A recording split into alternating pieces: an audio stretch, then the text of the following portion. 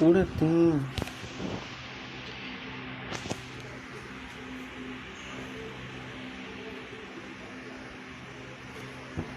Bueno, estamos aquí de nuevo porque se guardé el video, pero resulta que no. Así que tendremos que explicar todo de nuevo. Aquí vamos de nuevo.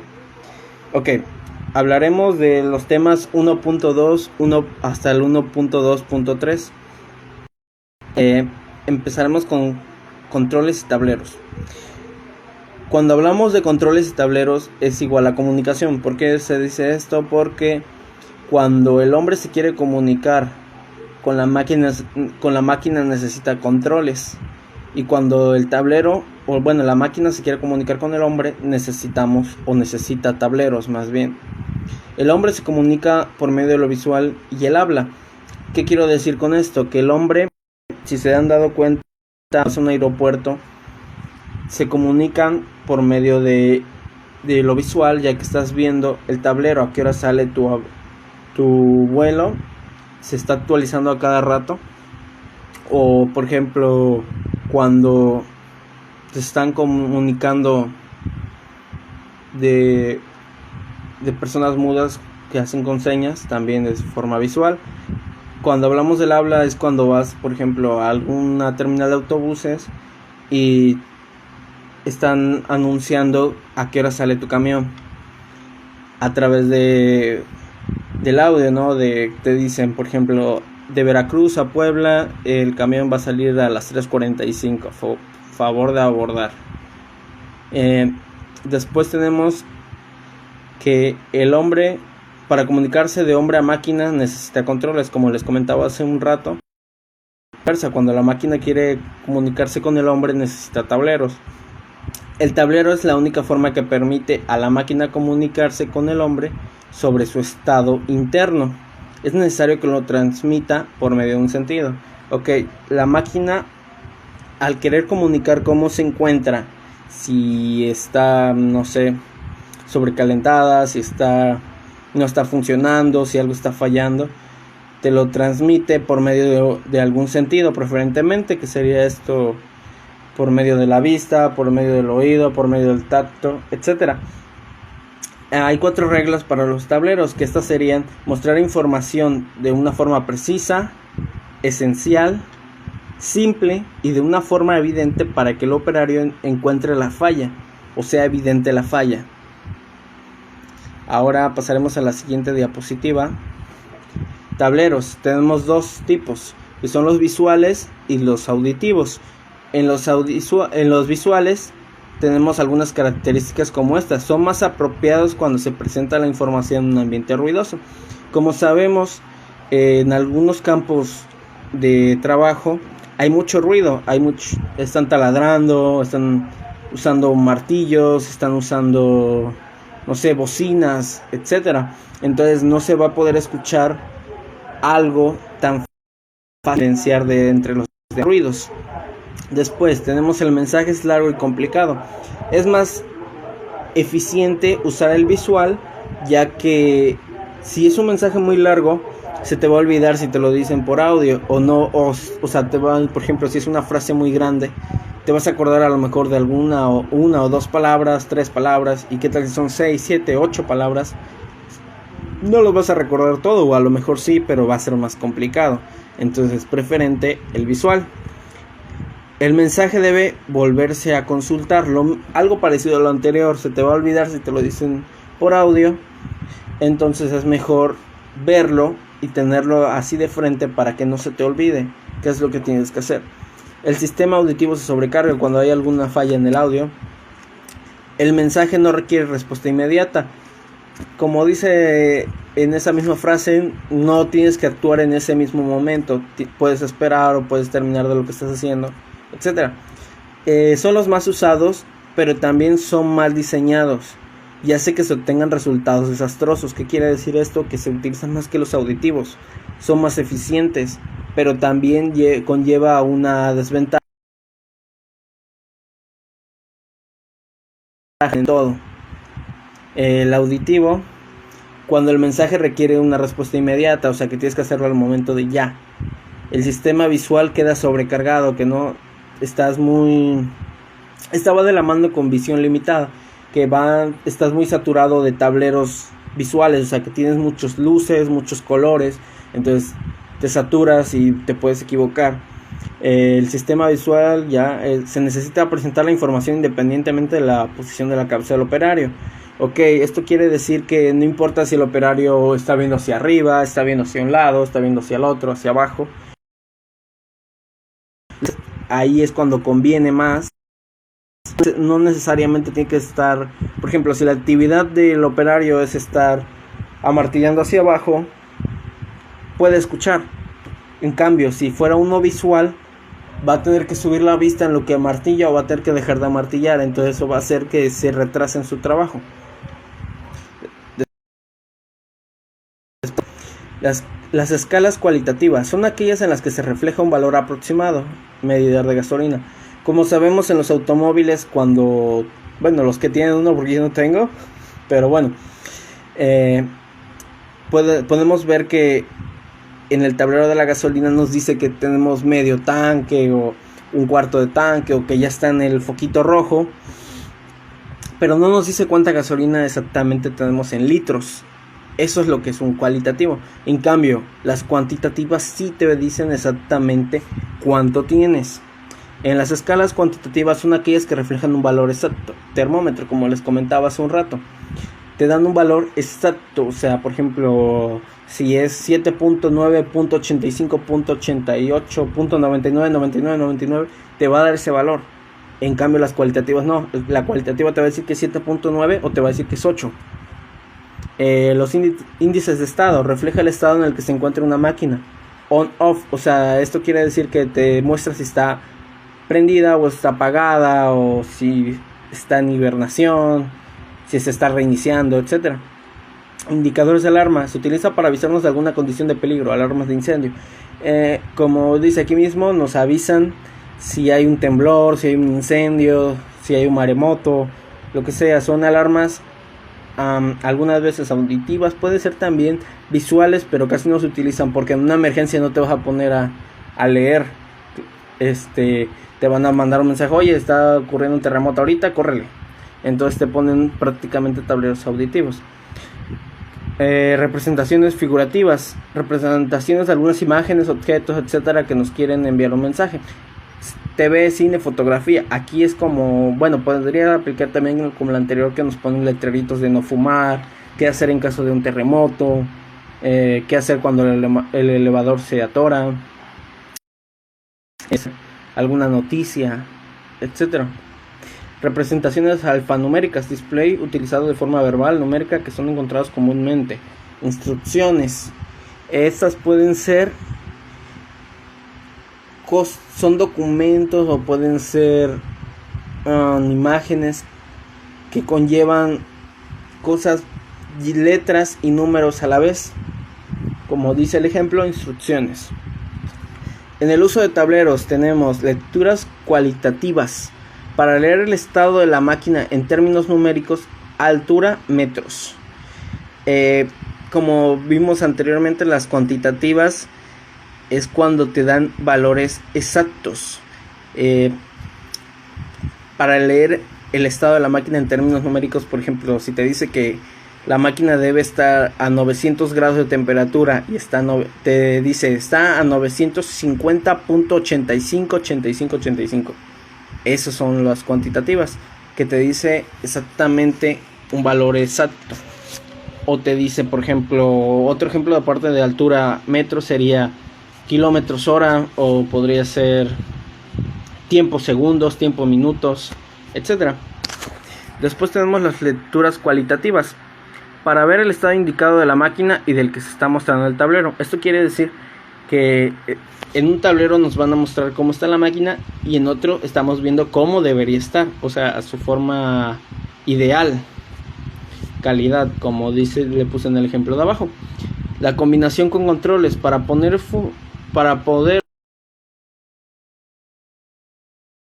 ¿qué quiere decir esto? Para poder activar, o sea, iniciar la máquina o mantener un estado estable de la máquina, como les dice ahí mismo. para advertir del peligro o el estado que alcanzó la máquina. Este es el ejemplo que yo les puse. Para esto sirve la combinación con control la máquina o el estado que alcanzó la máquina. Después tenemos diseño y tipo de controles. El control de los sistemas es el objetivo final del usuario, es el principal objetivo. Las funciones básicas con las que se debe cumplir un control son activar y desactivar, entrada de datos, control ininterrumpido, fijación de valores continuos, fijación de valores discretos. Ok, en estas tenemos activar y desactivar, como vimos anteriormente. Encender, apagar podría ser un ejemplo. Entrada de datos podría ser un teclado, porque es una entrada de datos que tú le estás dando a la computadora qué es lo que estás haciendo. Igual un mouse también podría ser un control ininterrumpido, o sea que no se apague, o sea no deje de funcionar. Fijación de valores continuos. Los valores continuos son como lo que les comentaba hace rato, que son valores que te van a dar valores enteros exactos, o sea que te van a dar 7.999, al contrario de los valores discretos, que estos solamente es, por ejemplo, la licuadora que te dice 1, 2, 3, o el ventilador. Los tipos básicos de controles se dividen en dos grupos de acuerdo a su función: las discretas, que altera de forma discreta el estado de la máquina, apagado, encendido, y las continuas, que permiten hacer ajustes continuos, control del volumen del radio. Como más adelante les voy a dar un ejemplo de eso. En el radio, no sé, en los antiguos, o sea, ahorita todavía existen, pero eran más que nada los antiguos, que podías mover la perillita y te daba varias opciones, varias flechitas, y cada una de esas era una estación de radio. Esos son los valores continuos. Bueno, discretas tiene tres características: activación, on, off, o sea, encendido, apagado; entrada de datos, como en un tablero para introducir números y letras, como el teclado que les decía; ajuste, cambiar a estados de la máquina específicos, como podría ser apagado, encendido, reiniciar, etc. Continuas, ajuste cuantitativo, girar el control de frecuencia de un radio para escuchar una estación específica, es la que les comentaba. Controles continuos, alterar continuamente el estado de la máquina. Y aquí, como podemos ver en los ejemplos que les puse, aquí están todos los tipos, los tipos de botones, controles que tenemos, que serían el botón pulsador manual, el pulsador de pie, interruptor de palanca, selector rotativo, perilla, volante de mano, volantes, palancas, pedales, teclado y ratón. Esos son son todos los que están aquí. Después vamos a ir diseño de controles. Para un buen diseño de controles se necesita saber o debemos contar con los siguientes datos: función del control, los requerimientos de la tarea del control, las necesidades informativas del control, los requerimientos impuestos por el puesto de trabajo, las consecuencias de un accionamiento accidental. Bueno, los factores importantes en el diseño de controles: la retroalimentación. El operario con los controles de mano, la retroalimentación que obtiene de su cuerpo le indica cuándo, cuánto y su posición final del control. O sea, cuándo se va a mover, cuánto se va a mover y la posición final del control. El tamaño se debe adaptar al tamaño de las extremidades que se usarán. Por ejemplo, si es un botón de mano, tiene que estar más o menos adaptado al tamaño de la mano. Si es del pie, con el pedal, tiene que ser del tamaño del pie. El pulsador de pie también lo mismo, tiene que ser del tamaño, un tamaño que sea más o menos aproximado del tamaño de la mayoría de la población, de la mayoría de los trabajadores, para que no tengan dificultades. El peso solo es importante cuando la inercia pueda provocar una resistencia excesiva, mientras la máquina soportará el peso. ¿Qué nos quiere decir esto? Que la máquina va a soportar el peso sin importar nada, con la excepción de que la máquina se genera una inercia, que esto va a provocar una resistencia excesiva. Esto hará que la máquina tenga que cargar más peso o vaya causando una fricción que vaya deteriorando la máquina, el aparato. Entonces se requiere algo que sea de menor peso o que no genere tanta inercia. Codificación del control. Cada área se muestra para incrementos en el desempeño y la reducción de errores. Bueno, aquí es más que nada determinar cuál es el desempeño y la reducción de errores que ha habido. Después, por último, tenemos aquí es importante desarrollar el aprendizaje y la pericia, el tacto, esfuerzo, movimiento, etc. Bueno, aquí es más que nada identificar los controles que tenemos en el tablero, en los controles, los botones prácticamente, a través de recordarlo, del aprendizaje, del tacto, del esfuerzo, del movimiento, que sepas más o menos dónde está, etc. Después tenemos el diseño. Los riesgos y causas. Los riesgos: golpes y cortes, lesiones oculares, golpes en cuerpo, esguinces. Bueno, en golpes y cortes, tenemos que estás amartillando, te descuidas un momento, te pegas en el dedo. Cortes, tenemos que puedes estar usando una sierra, un serrucho también podría ser, y lo mismo, te descuidas, te cortas, o usas un serrucho para cortar algo que es demasiado denso, demasiado duro, y al tratar de cortarlo usas demasiada fuerza y te terminas cortando tú. Golpes en el cuerpo, lesiones oculares, podría ser que te caiga algún pedazo de un desecho de metal cuando estás amartillando, o estás dándole mantenimiento a alguna máquina y te rebota un pedazo de metal, o estás quitándole el óxido a alguna máquina, alguna herramienta, le estás dando mantenimiento, te brinca algo, ok. Los golpes en cuerpo podría ser que estás te pegas o en algún lugar muy pequeño y, por ejemplo, con un martillo quieres amartillar, y como estás en un lugar tan pequeño, al momento de amartillar te pegas en la cabeza, o te pegas en la espalda, te pegas en el dedo porque no hay mucho espacio. Esguinces, puede ser que estás trabajando en alturas, te bajas de la escalera muy rápido, o te avientas pensando que ya no hay muchos escalones, o podría ser que también saltas para querer llegar a otro lado y te lastimas, etc. Las causas: abuso de herramienta, que siempre quieres usar la misma herramienta, o que quieres usar herramientas que no van, que no son para eso.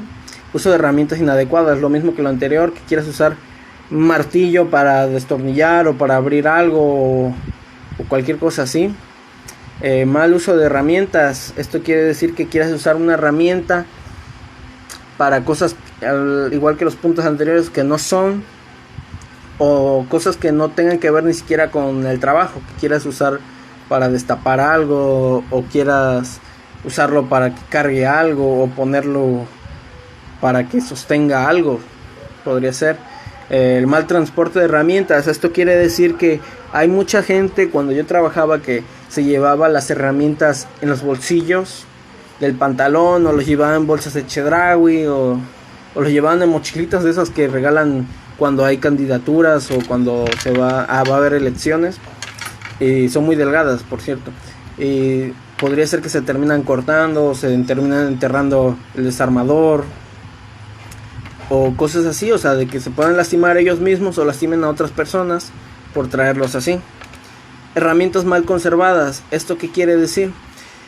Quiere decir que no les den mantenimiento, o que las usen para otras cosas y hagan que su vida útil sea menor, y después las quieras usar, o sea, para lo que es o para otras cosas, y ya no te funciona, o se termina rompiendo y terminas lastimando tú mismo. En las imágenes que puse, una se está lastimando el dedo con el martillo, supongamos que se distrajo y se pegó, y en el otro estamos viendo el mal uso de la herramienta, que está usando un cuchillo o algo así por el estilo para poder abrir como un baúl, y lo está usando la parte filosa hacia él. O sea, ¿qué va a pasar si le usa mucha fuerza y se le va la mano derecha? Se va a terminar cortando un dedo, o se va a cortar la mano. Ok, medidas para la herramienta, la práctica de seguridad. Las medidas preventivas, implantación de un adecuado programa de seguridad. Pues tienes que buscar una herramienta que sea adaptada a ti, que te quede bien, que no te quede grande ni chica, que sea adaptable a tu mano para poder trabajar a gusto y no se te vaya a resbalar la herramienta. Las prácticas de seguridad, que las chequen, que las utilices antes o sea, que las utilices de práctica para checar que no se vayan a romper o se te vayan a resbalar. Las medidas preventivas, algo parecido también, que hagas tus pruebas antes de empezar a trabajar con esa herramienta en proyectos grandes o proyectos pesados. Implantación de un adecuado programa de seguridad. Esto es más que nada para saber qué hacer si se rompe o llegar a peligroso. Diseño ergonómico de la herramienta. Deben cumplir ciertos requisitos básicos para que sean eficaces, que son desempeñar con eficacia la función que se espera de ella. Como lo dice ahí mismo, tienes que comprar la herramienta que tú compres para cierta cosa. Si por ejemplo tú compras un taladro que va a funcionar para cierta madera y cierto concreto y no te va a fallar porque la broca es de, no sé, de acero inoxidable, de 10 milímetros, de 20 milímetros, no sé, y sabes que, o sea, ya te garantizaron que esa va a funcionar, ok, entonces esa herramienta tiene que funcionar sí o sí, proporcionada a las dimensiones del usuario. Como les comentaba hace rato, tienes que ser una herramienta que sea de tu tamaño y no más grande o más chica, apropiada a la fuerza y resistencia del usuario, que no sea tan pesada o que no te canse tanto al usarla, porque si por ejemplo la vas a usar, tu jornada de trabajo es de 8 horas y en 3 horas ya te cansaste, ¿qué vas a hacer las otras 5 horas? Tienes que seguir trabajando. Entonces tienes que buscar una herramienta que sea adecuada a ti. Reducir al mínimo la fatiga del usuario, lo mismo que la anterior. Tienes que buscar una herramienta que sea adecuada para ti, no pese tanto, no te canse tanto usarla, etcétera.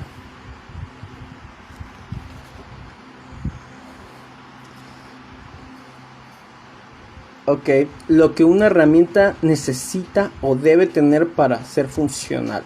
Criterios de diseño. Debe adaptarse a la mayoría de la población, como ya lo comentaba hace un rato. Tiene que ser del tamaño universal, o sea, de que funcione con la mayoría de las personas, o sea adaptable a la mayoría de las personas. Forma del mango, esta es la parte más importante. Debe adaptarse a la postura de la mano naturalmente, no forzadamente. O sea, de que quieras agarrar la herramienta y que a fuerza quieres que funcione. Tiene que ser de una forma de cilindro o de cono. La parte del mango es la más importante en la interacción con el operario. El diámetro debe ser de 25 y 40 milímetros y la longitud debe ser de 100 milímetros. La textura debe ser áspera, son las más adecuadas, ya que las lisas se pueden llegar a resbalar. Las prácticas de seguridad se resumen en selección de la herramienta correcta dependiendo del trabajo a realizar. Como ya le había comentado, tienen que comprar alguna herramienta o cuando vayan a trabajar tienen que ocupar las herramientas. La herramienta correcta para el trabajo correcto, o sea, no vas a usar un martillo para taladrar o un martillo para desarmar un motor o así, ¿no? O sea, es algo lógico. Mantenimiento de las herramientas en buen estado. Esto va a hacer que las herramientas que estén en buen estado se les va a dar un buen mantenimiento y a las que no se les van a desechar, ya que si no tienen solución ni forma de arreglarse, lo único que van a hacer es que van a provocar un accidente.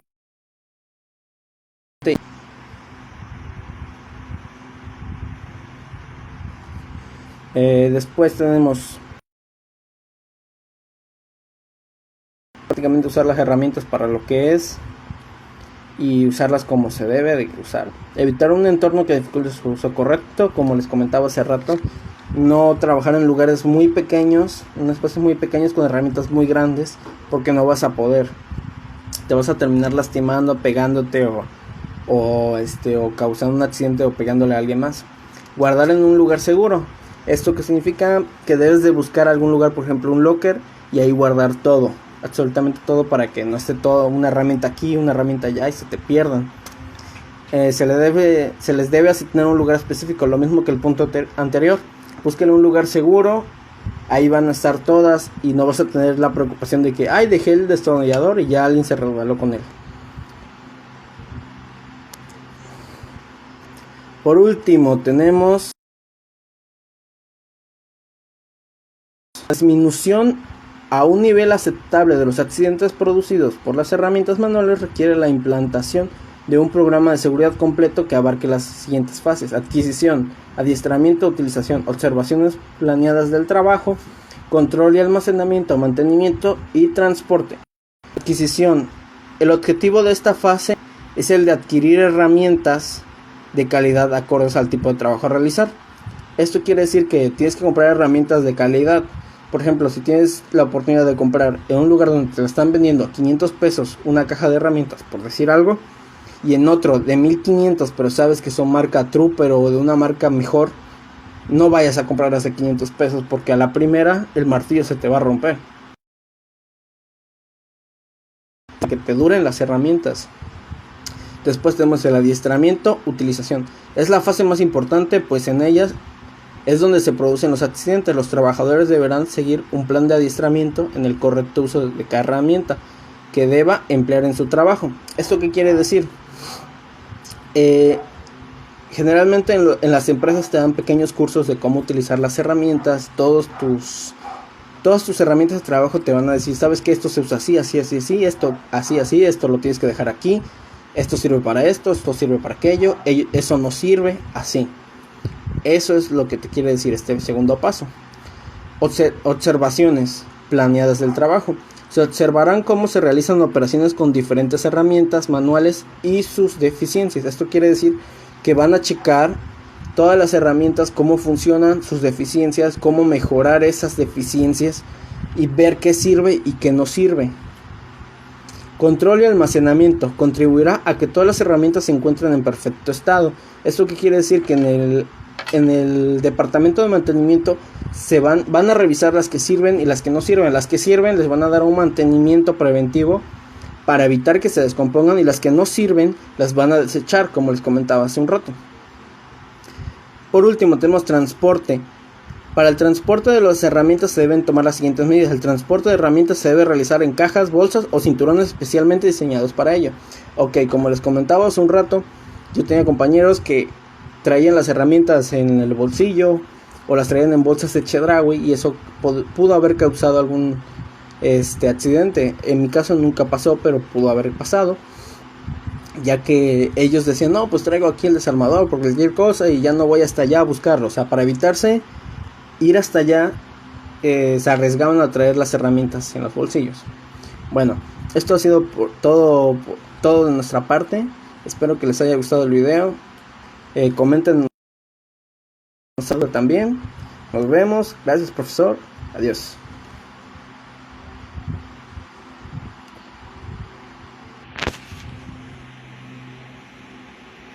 Me equivoqué, todavía faltaba algo. Principios del diseño del trabajo, herramientas. Esas son como recomendaciones que tenemos que tener en cuenta. Yo puse solamente las que consideré más importantes, que son: evite la comprensión de los tejidos, mantenga la muñeca estirada, realice movimientos de torcido con los codos, flexión estática durante periodos prolongados, utilice para que requieran fuerza y agarre de precisión. Diseña las herramientas de tal manera que puedan ser empleadas por cualquier mano por la mayoría de las personas. Como les digo, son recomendaciones. Hay muchas más, pero yo puse las más importantes, que son más que nada para que el trabajador no se lastime o pase otras cosas que no deban de pasar, de que